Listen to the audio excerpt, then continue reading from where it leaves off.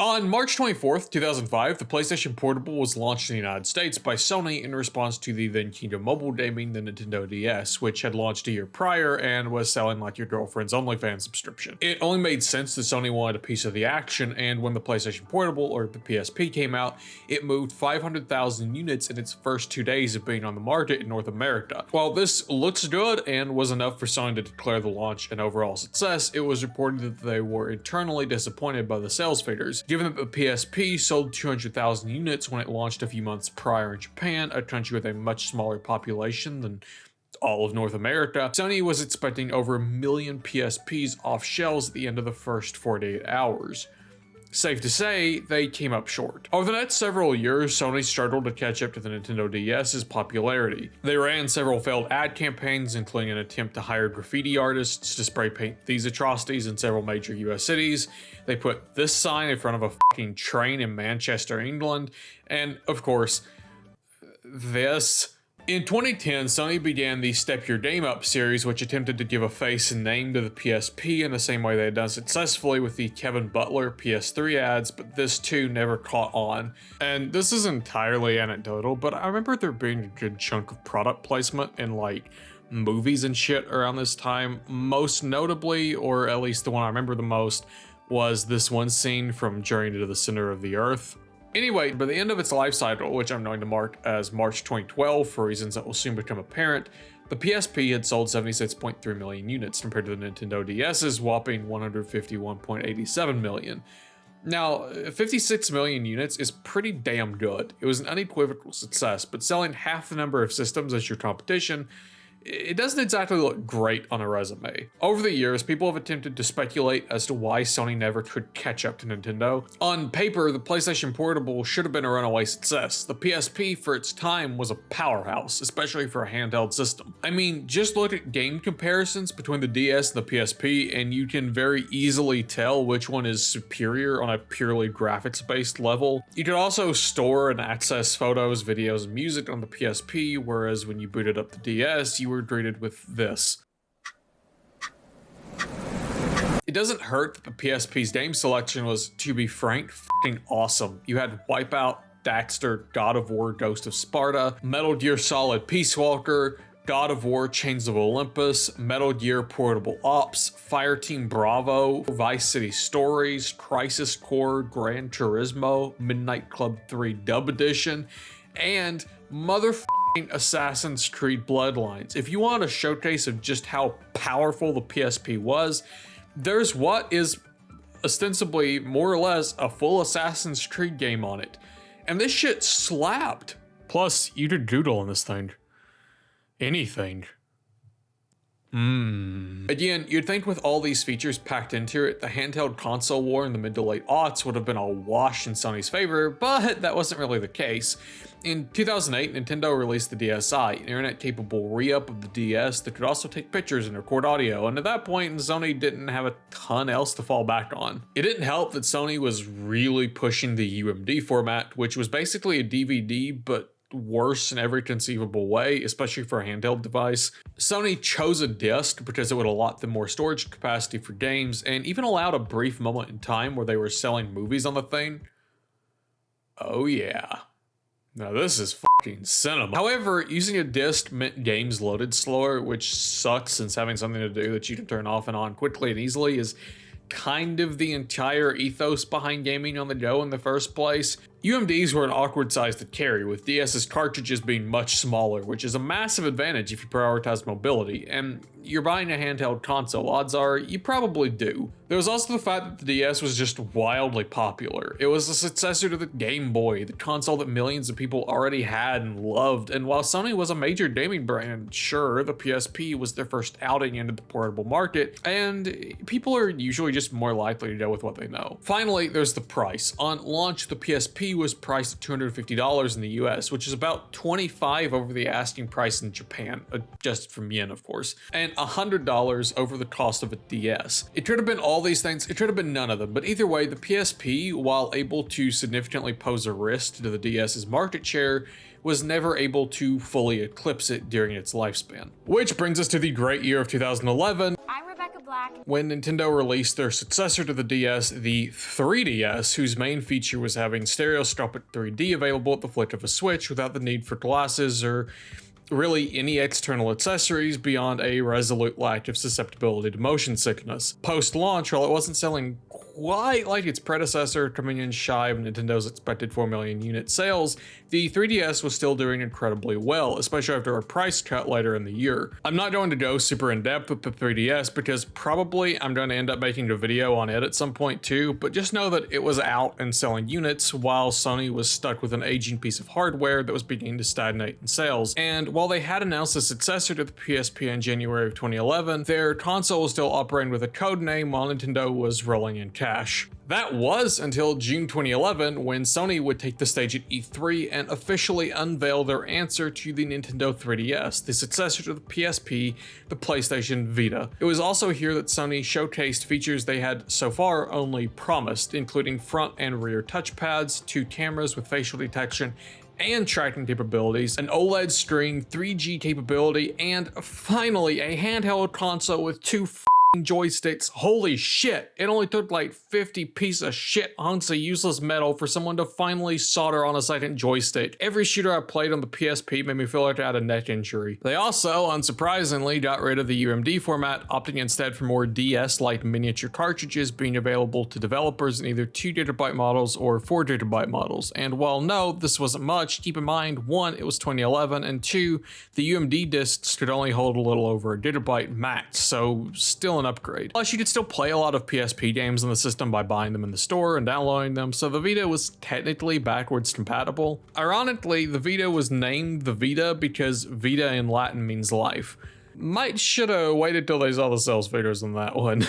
Spoilers. Anyway, later, Sony finally narrowed down a release date, with the Vita set to come out in Japan on December 17th, 2011, and in North America on February 22nd. However, a bundle including the game Little Deviants was released a week early on February 15th, and sales of that included every single copy of Little Deviants. The Vita came out of the gate swinging, launching with 25 titles in the West, including Escape Plan, Wipeout 2048, and a whole-ass Uncharted game, and over 100 more games promised to be in development. The system also received glowing reviews, The Telegraph giving it a perfect score. CNET gave it an 8.2, saying the Vita is easily the most impressive portable gaming device that I've ever handled. A fantastic launch lineup, laundry list of features, cool apps, silky smooth OS, and promising future definitely made a great case for owning one. In what became one of the most prophetic reviews I read, Game Informer's Kyle Hilliard gave the Vita an A- and said, quote, "With impressive launch titles like Uncharted Golden Abyss, the game library shouldn't be an issue for the Vita. The question is, are gamers still eager to purchase a $250 system and $40 games when they can easily find rewarding experiences for under $10 on their smartphone and tablets? If they don't, it's a sign of the times, not a knock on the Vita's quality." However, that strong start didn't necessarily translate to sales. I'm not going to get too far into actual figures and numbers, mainly because they're hard to track down. Sony began bundling in sales reports of the PS Vita alongside sales of the PSP, but like any other human shield, the PSP eventually died from its injuries, being discontinued mercifully in 2014, and at this point, Sony could no longer mask how poorly the Vita was doing. All in all, as of the end of 2014, the PS Vita had sold just over 10 million units. For the record, Sony had expected to sell that many units in the first year, after 2 slashes from their initial expectation of 16 million.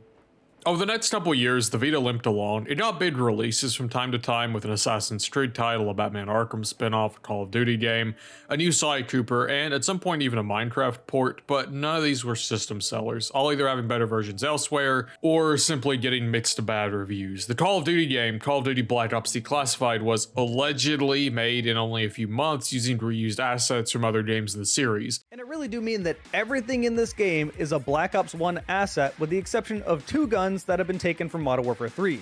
Assassin's Creed Liberation was shipped day and date with Assassin's Creed 3. It's not the first time a mobile game in the series shipped alongside a console counterpart, but typically these games are the same game but demade for smaller systems, because let's face it, you're only going to play the DS version of Modern Warfare if that's your only way you can experience Modern Warfare. However, none of these games to be classed as a must-own or a system seller by any means. Some of them sold well, like Assassin's Creed 3 Liberation, but really only among the install base already present. At some point in 2013, Sony decided to switch switch up the Vita's target demographics and began treating the system as more of a niche item rather than one for hardcore gamers. Focusing now on mobile games like mobile games, think Angry Birds and Jetpack Joyride, and visual novels and RPG type shit in Japan. This in retrospect may not have been the best decision for winning over a Western audience, as that's mostly where the Vita was lacking in sales. Also because the Vita's death was happening in correlation to a rise in smartphone ownership, and if I can already download Angry Birds on my phone, why would I spend hundreds of dollars on a PlayStation Vita to do the same thing? But that was also kind of the point. The switch in focus was ultimately Sony putting the Vita on life support less than 2 years after its release, and it stayed in the Half-Brit Studios branded Iron Lung until 2019 when the plug was finally pulled.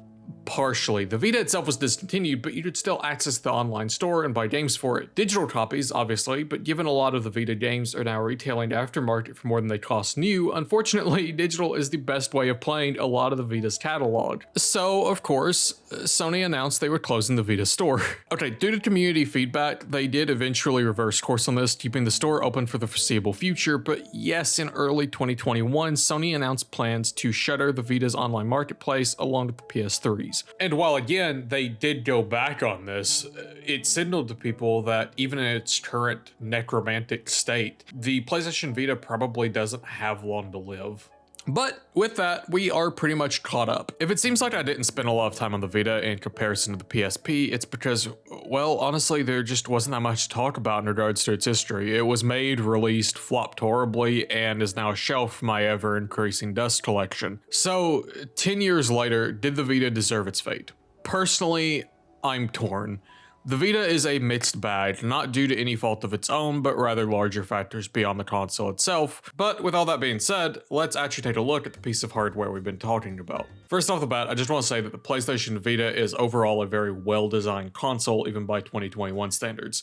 This doesn't really feel like an old piece of hardware, even though, as much as I hate to admit it, because I feel like I'm aging faster than the guy from Sifu, this is an old piece of hardware. It has a very sleek design and manages to strike a balance between an organic evolution of the PSP without ever feeling too weighed down by trying to be a PSP 2. It's its own thing. I always thought it looked very modern, and honestly, I still think it does. The buttons are a marked improvement over the PSPs, having an almost clicky feel when pressing them, whereas its predecessors were kind of spongy. They are somewhat smaller though, which is rough if you have big fingers like I do, but I wouldn't exactly call it a deal breaker. It has these two grooves on the back, and I think you're supposed to hold it like this so your fingers are in the grooves, but it always feels like it's gonna fall when I do that, so I just put it in this Gorilla Grip. Back in the day, I remember grips that would turn the Vita into an actual controller of sorts were somewhat common, so this may not just be a me thing. Speaking to the back, this taint between the two grooves is where the rear touchpad is. One thing I think is really cool is if you look, this pattern is made up of the PlayStation button symbols with the X's and the squares and all that. They brought this idea back in a sort of way a few years later for the interior of the PlayStation 5's faceplates as well as the DualSense, so that's neat. As for the touchpad itself, if you're wondering why there even is one, it was kind of a compromise that in my opinion Sony didn't really need to make. See, most consoles controllers have two right side buttons and two left side buttons on the top of the controller. And if you notice, the Vita doesn't exactly have an L2 or an R2, just these two buttons. Which can't be the case, as the Vita is supposed to be a PS3 in your pocket, and one of its main features was remote play on the PS3 and the PS4. So the touchpad acts as the shoulder buttons, where the shoulder buttons are essentially triggers, meaning in shooter games, for example, you would tap the right side of the rear touchpad to fire a lethal grenade, and the left side for a tactical. I think I would have preferred if they pulled a switch and just wedged in the R2 and the L2, but if you're gonna make a dumb solution to an easy problem, at least this one is creative, and I mean, it does work for the most part. I think my issue with the rear touchpad is more philosophical though. Not having a proper R2 and L2 makes playing games on the Vita feel like a compromised experience and not a home console on the go in the way the Switch would do later. Back to positives, as I mentioned earlier, the Vita did finally introduce a line of handheld consoles with two sticks. Actual sticks too, not whatever the is on the PSP. My only downside with them is as I've gotten older and my hands have gotten bigger, it's a little harder to aim. The sticks are pretty short and stubby, not unusably so, but enough to affect my gameplay in games that demand a little more in the way of accuracy. Although my shot accuracy in Halo is under 30%, so it could just be me. The PS Vita does come with a front and back camera, the front camera being awkwardly placed right here with the face buttons, the back camera being right smack in the center of, well, the back. If I have one complaint about the PS Vita, it's probably these. I don't think it needs them, to be honest. They aren't very good and seem to be here more out of obligation than out of necessity or because there's a ton of cool features tied to them. They're just sort of here. I know this was the early 2010s when people were still kind of wondering what the smartphone thing was going to do, and this might have been a marketing thing like, oh, we have cameras. But really, I get the feeling they were added because the 3DS had cameras and the DSi had a camera, but the 3DS had a camera so you could take pictures to be viewed in 3D. It was part of the gimmick. These don't have a gimmick unless you count AR, but honestly, Pokemon Go came out 4 years after this, and its AR is just as impressive. And it doesn't even make you use these dumbass cards. The cameras do pop up occasionally in games. They're used a couple of times in Uncharted, and I think Tearaway, if you give a f about Tearaway, but not in any way that you would miss if they weren't there. It also probably would have kept the cost down if these were missing, and as we'll get into later, that probably would have been a really good idea on Sony's part. But hey, you can play soccer. So cool! Okay, this is actually kind of cool. The Vita also came with an OLED screen, which was kind of a risky move as OLEDs are known for burn-in, especially with static images, and given video games have, you know, UIs that stay mostly fixed in place throughout their entire runtimes. This seems like a recipe for disaster, but to Sony's credit, I've only seen but a handful of complaints about it online, and mine seems fine. Either way, the Vita's screen looks gorgeous to this day. It has a wide range of vibrant colors, deep blacks, and porn. It looks fucking amazing on it. I honestly kind of wonder why the Switch didn't opt for an OLED at launch. It's not like anyone spends a ton of time lingering on.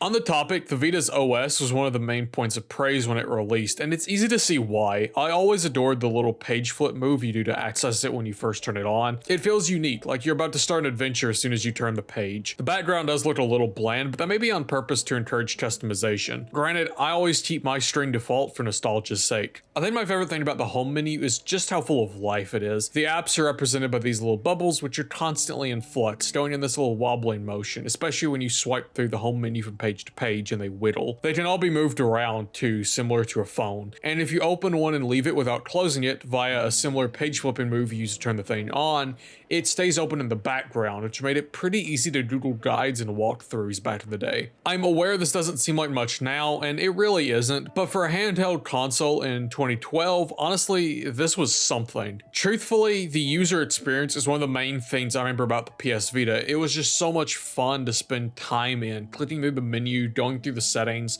playing around with the home screen. It just feels so welcoming and cozy. I don't know that there's been an OS since that is this memorable and rewarding to f with. I genuinely really love it. Also, the music kind of slaps.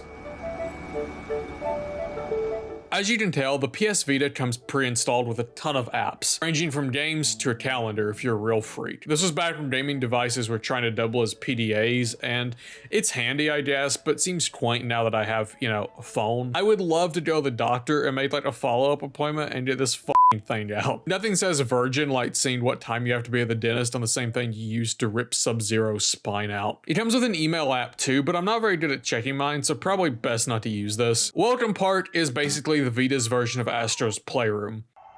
Okay, it isn't quite as expansive as Astro's Playroom by any means, but it's a fun little collection of mini games that show off the Vita's capabilities, read gimmicks. I actually kind of enjoy the skating one in particular. It can really get the blood pumping as it goes. Near was used to find other PS Vita players around you. Safe to say, it got shut down a long time ago. Of course, with this being a PlayStation console, just like the PSP, you had full access to the PlayStation Network suite from here. You could message your friends, check trophies, edit your profile, everything right from the Vita. It's actually where I made my PSN account. Again, this all seems quaint now, especially because there is a PlayStation app where you can do all that. But to be fair, that app didn't come out until the end of 2013 alongside the PS4. So for a time, if you wanted to see if your friend was really lying about beating Dark Souls, but you were on vacation, this wasn't an unrespectable way of doing it. The OS certainly makes all this feel fun and exciting to do. While we're on the subject of the PSN, I want to go over the PS Vita shop. Almost every modern console has its own shop. The Wii is the undisputed king of the shop, but the Vita's is worth mentioning just for preservation purposes, if nothing else. You know, in case Sony decides to reverse their decision to open a PS Vita shop.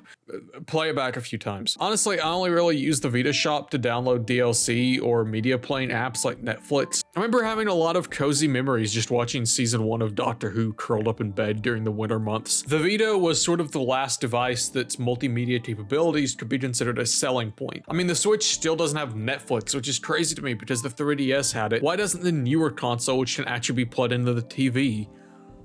Well, yeah, the Vita shop wasn't something you probably spent much time in. See, the Vita had something of an identity problem in regards to its incentivization of physical games versus digital games. Buying a PS3 copy of a lot of games like Sly Cooper, Thieves in Time, and PlayStation All-Stars Battle Royale would also net you a digital copy of the game on Vita, thus incentivizing digital ownership. This was an admittedly neat program that I've always felt more game studios should emulate. I get digital codes in my physical copies of movies, why shouldn't I with video games? The one downside to this was that the PS Vita memory cards came in relatively small sizes and cost often almost as much as the console itself, so you likely didn't have a ton of space if the entirety of your game was on the Vita, which in turn incentivized physical ownership to save space. Just to illustrate how bad this problem was, Killzone Mercenary, one of the last major releases for the Vita, clocks in at 4.5 gigabytes with patches, a pretty measly number in comparison to today's 60 to 100 gigabyte games, but this was still half a gig over the capacity of the smallest Vita memory card. I got 128 gigabytes of storage on my Switch for like 30 bucks last year. This was insane, but no one even back then actually buys a console just to watch movies on or to bicker over the storage space. People buy consoles for the games. So let's talk about a few of those. Before we get into the games portion of the video, I should note that recording a PS Vita screen is, well, it's impossible, at least by my paltry technological prowess. You can work around this by buying a PlayStation TV, which is a micro console that Sony put out in 2014 in the States, and is essentially a Vita that hooks to your TV, but these are over $100 on eBay right now, and I don't want to spend that. Maybe if you fucks didn't have ad block on for the Skyrim Uncharted Golden Abyss. This was one of, if not the first game I played on the Vita. It's also one of the reasons I was interested in the console to begin with. See, I didn't have a PS3 until very late in its lifespan, so I never played an Uncharted game before. So as an Uncharted virgin, you can imagine that when I played Golden Abyss, I was completely blown away by it.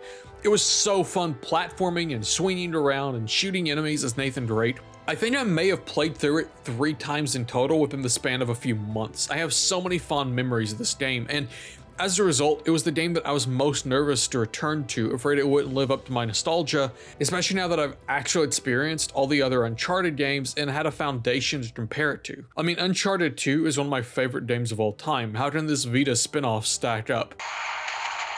It can't. Alright, Golden Abyss isn't bad. It's actually pretty good, and even today, it's relatively impressive that Ben Studio was able to get this going on portable hardware. But that sentence alone has both of this game's biggest issues in it. It's on portable hardware, and it's developed by Ben Studio. The first of these, the portable hardware aspect, isn't that bad. Even today, gaming on the go is simply incapable of living up to dedicated home consoles. For a game that's copyright notice reads 2011, oh boy. The second of these is Ben Studio. In case you've been living under an Xbox-shaped rock all your life, the Uncharted franchise was created and developed by Naughty Dog, a studio responsible for the Crash Bandicoot and Jak and Daxter series of games, and who has since made The Last of Us 1 and 2. Safe to say, a very talented studio capable of telling good stories in very cinematic ways. Before Golden Abyss, Ben Studio made Bubsy 3D. There's plenty of them in each level. Okay, they also made the Siphon Filter series, which I've never played, but it seems to have pretty decent reviews, so good for them. And a few years after Golden Abyss, they would eventually go on to make Days Gone, which is a fine game, but it overstays its welcome by about 8 hours. Point is, this was developed by a team new to Uncharted. I'll be honest and say that Drake's Fortune, the first Uncharted, is a little rough around the edges, but Naughty Dog seemed to have really gotten a feel for these games by the time its sequel rolled around. Ben was creating a new game for new hardware on a series they had assets for but little if any experience with. As a result, the game is fine, but it's far from a system seller, and without that Naughty Dog label on the front, I just don't see even a hardcore Uncharted fan being willing to shell out just for this one game. Also, the graphics are fine, but pixely, and as a result, it can sometimes be difficult to see enemies or make out finer details. The Vita's screen size doesn't help with this. I feel like I'm constantly squinting while playing, and given the game is trying to capture the high-octane, epic action-adventure set-piece thrills of its big brothers, the fact it's stuck on a screen the size of my dick immediately sucks the air out of it. Black Ops Declassified is the most disappointing thing since I was born. Well, disappointing may be the wrong word, as this game didn't exactly wow at its E3 announcement in summer of 2012 and was released after a long line of Call of Duty mobile ports, but on paper it was very promising, having a campaign, full multiplayer, and a horde mode. And given how this was the first handheld with 2 joysticks, perhaps COD's failures in its DS outings would not be repeated here. This game fucking blows. Earlier last year, when I was going down a Vita spiral following the announcement of its store's imminent closure, I ended up buying Declassified on eBay as it was one of those games I was aware wasn't good, but I still had in my memory as being an iconic entry into the console's lineup nonetheless. Fast forward a few weeks, and I'm cleaning my basement when I uncovered Declassified, caseless and cramped into a Ziploc bag. I already owned the game. I forgot I ever even played it. I own 2 copies of Call of Duty Black Ops Declassified. It's hard to find anything to praise about Declassified. It's not without its merits, but they all have an asterisk attached. It has a campaign, but it's incredibly short, with the entire game being able to be completed in less than an hour. You know you're in trouble when the missions have leaderboards for fastest time completed on them. As for the multiplayer, which is typically the biggest selling point of a Call of Duty game, it's functional here. Usually, it's subject to crashing and can be a little laggy, but I was surprised that I was actually able to find a game. But once the novelty of playing Black Ops Declassified's multiplayer in 2022 wore off, I was left with the realization that I was playing Black Ops Declassified in 2022. The maps are incredibly tight, often being a stripped down version of maps from Black Ops 1. Nuketown, for instance, is now Nuke House. It's not really that bad, but it is disappointing that Nihilistic did, to their credit, manage to emulate so much of the Call of Duty experience only to fall short on this one little thing. I can't imagine it was a hardware limitation. I wasn't a developer, so who knows. To conclude, Declassified is a very bad game that occasionally succeeds in tricking the player into believing they're playing a real Call of Duty game. Sometimes the illusion is good enough to make me think I'm about to have an army of 9-year-olds screaming racial epithets at me, and I feel vaguely at home in the comfortable, hazy nostalgia of early 10s Call of Duty, but most of the time I just wish I was playing MW3. Yeah, it's pretty good. Yeah, it's pretty good. Okay, I'm aware this game was also on the PS3. I mentioned it earlier, I just wanted to talk about it for a second. I was born in the late 90s and didn't really get into gaming until I was probably 11 or 12, so I missed the original batch of Sly Cooper games by about a decade. The first one I played was Thieves in Time on the Vita, and I understand this is a rather contentious game among fans of the original trilogy, and yeah, having now played at least Sly 1 and 2, I can kind of see why. The dialogue screams this is a kid's game more than the other games, and some of the non-Sly missions are kind of annoying, but this is my introduction to one of my favorite gaming mascots, and no matter what, it's at a special place in my heart now. This is the first game I'm talking about that is hard for me to review objectively just because I have so many fond memories playing it and exploring all the levels and finding all the clues, so I'm not going to bother with trying to give a nuanced take here. Just know I really love this game, and I've played it on both PS3 and Vita, and it translates well from one console to the other. This is a rare instance where it doesn't feel like you're giving up anything by opting for the Vita version. It's basically the same game, although I do like playing on PS3 more just for the bigger screen. I don't really have a point here, I just want to talk about Sly Cooper. Assassin's Creed 3 Liberation is a Vita-exclusive spin-off game from the main Assassin's Creed series that released on October 30th, 2012, the same day as its big brother and namesake, Assassin's Creed 3. But because that game was too big to simply port onto the Vita, Ubisoft's only option was to make a whole new game for it that played similarly to AC3, had a similar setting to AC3, but was ultimately not AC3. Where Assassin's Creed 3 is set in the New England region during the Revolutionary War, Liberation is set in Louisiana and mostly takes place around the same time as Assassin's Creed 3 story, with the protagonist from AC3, Radon Hagedon, even showing up in Liberation to help the game's protagonist, Aveline de Grand Pré. I think that's how you pronounce both those names. I'm going to go more in depth about Liberation as a game in my Assassin's Creed video later this year, which means you should subscribe so you don't miss it. So I'm going to skip on details for now, but I felt it necessary to bring up Liberation as this was one of the last big gambles by a major third-party developer for the Vita, arguably the last one depending on how you want to classify Arkham Origins Blackgate, and this was the same year the console came out. From what I can tell, the game was relatively successful too, racking up over 600,000 units sold, but the Vita's install base was still stagnant, and Liberation never received a sequel. It did get an HD re-release a few years later, which you've been seeing footage of, because again, I really hate recording on the Vita. This just goes to show how even a respectable outing from a major franchise like Liberation isn't enough to actually move consoles. This is a fully open world Assassin's Creed game on portable hardware, but it chugged on the system with major frame rate dips and an inconsequential story. It's Assassin's Creed, but with a big butt. And if you didn't own a Vita, why not just get the real thing on 360 or PS3?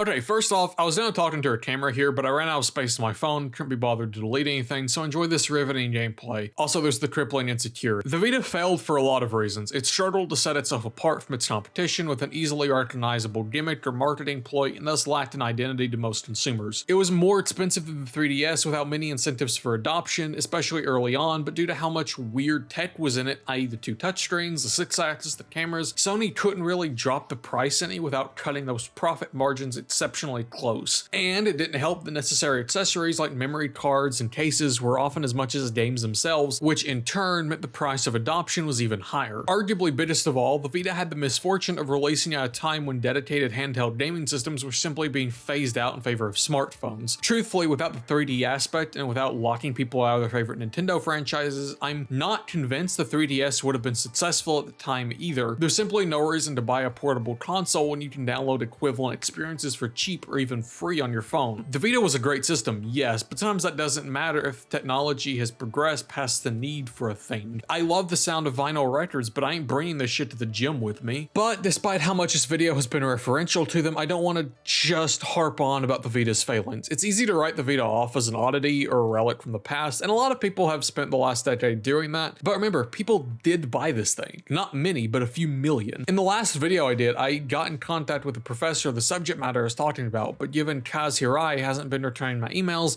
I went to the next best thing. Our Vita is a subreddit created on June 7th, 2011 and has since amassed over 110,000 members.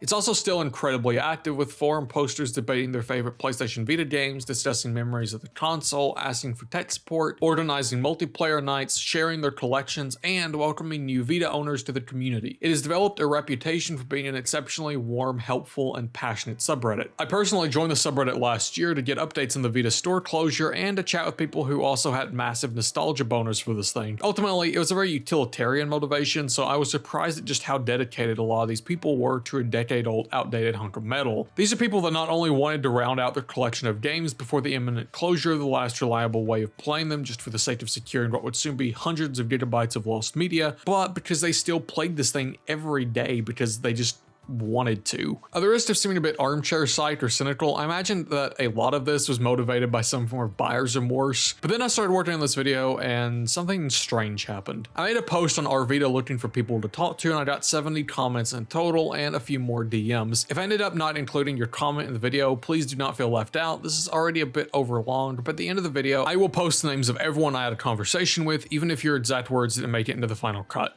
Or try my best to anyway. There were a lot of people. Point is, I got a ton of responses, way more than I expected, and while it's still ultimately a small sample size, I feel like I learned a lot from the people I spoke with, people who bought it at launch and had a better memory of its lead up to release than I do, or people who bought it within the last couple of years and can look at the system with fresh eyes. Most of our conversations tended to be surrounding how the Vita failed or ways it could have not, and it was more or less a synthesis of what I've already said. I'm gonna have some of these read off just so you can hear more first-hand sources. I'm not really surprised in hindsight it didn't take off. Its price was laughed at, which was kind of unfair as it was being compared to the 3DS, which just had a massive price cut. I don't think Sony could have gone lower, so that was already a tough hill. It's one of those situations where for third parties to want to hop on, the first party had to try. Sony gave up almost right away, which caused most major publishers to not try at all. Sony refusing to take a loss on developing their own games for it lost any chance of overall success. Who would want to jump on a sinking ship the captain just sailed away from, right? I really think it failed because of the marketing. As a kid at the time of it coming out, I had no idea it existed, even when seeing ads on TV for the PlayStation and Nintendo consoles at the time. I don't think they ever gave it legs to stand on. The 3DS had such clear marketing. It's the fun console for kids and family that you can take anywhere. But the Vita was just a new PSP, and also there's a TV version somehow. While the game's UI and everything else was pretty solid, they just didn't know how to sell it to an audience. The PS Vita was touted as being console gaming on the go, and while graphics and scope of the worlds were impressive for a handheld, Sony should have marketed it as such. The screens are amazing, smaller games are great for playing on the go and in small spurts. This is why handheld gaming has been successful for Nintendo. I also think Sony should have marketed things like the chat, web browsers, and streaming apps. But while we not only discussed what went wrong with the Vita, we also talked about people's memories with the console. One guy, Brad Bain, sent me a picture of his Vita collection, and holy shit, look at all those. Another user, Cyclone Fox, shared that they once traveled to Germany for Gamescom in 2011 so they could be one of the first people to actually play a Vita. And when it finally came out, they got one and played it during their commute to work on the train every day. It's little things like this that fill in the gaps and remind you that all these numbers aren't just sales figures, they're people who bought something with high expectations for it that simply never came. But I think in a roundabout way that may be kind of the draw and what does keep some people attracted to the Vita. I'm gonna be honest, these past videos I made, the Skyrim one, the Dying Light one, I've really had to stop myself from going off on random nostalgia-induced tangents that have nothing to do with anything, but for whatever reason that urge was strongest while making this video. Which is weird because apart from a handful of games and some Doctor Who episodes, I didn't use my Vita all that much. But obviously I have some affinity for the thing or you wouldn't be watching this. While revisiting the Vita, I've had so many memories come flooding back to me, often not even ones related to the console itself, just stuff from around the time I first played these games. It was bittersweet, but it got me thinking, why do I care so much? This is an analogy that will seem weird and maybe held together by string and duct tape, but give me a second. You know the liminal spaces meme, the pictures on the internet that look like this, or this, you know, these. I love the look of these. They feel cozy and creepy at the same time. Cozy because there's a certain familiarity to them, like you've been there before or at least seen somewhere like it, but you can't place exactly when or where. And creepy because, well, look at it. It looks off. Abandoned when it should be full of life, or at least showing some semblance of it, yet nothing. But I think this contradiction is why people like liminal spaces so much. Everyone seems to remember being here, yet you can't even nail down exactly when the picture was taken, and trying to figure out where you've seen this place just makes you remember everything but where you've seen it from. It's like a skeleton key of unlocking memories. Playing the Vita in 2022 feels like holding a liminal space in your hands. There's an uncanny valley to it. It has the PlayStation logo, it has this bubbly and bright look. The tech is advanced enough to not openly appear retro or anything. By all accounts, it should be teeming with people, with players, with advertisements for the next PSP, but instead, apart from a few blips, it's barren, and all that's left now is where you were when you first fell in love with it. And I think that's the magic for some people. Video games are all about experiences, especially the systems that we play them on. They're springboards into wider worlds, but if only a handful of people experience them, it makes it all the more personal and special. And all the more exciting when you do find that rare other person who experienced it too. As I mentioned, there are people who still play their Vita to this day, every day. And so long as they are, the Vita's doing its job. It's allowing people to make memories and have fun. So in that way, maybe the Vita's name was a little more accurate than we all thought after all.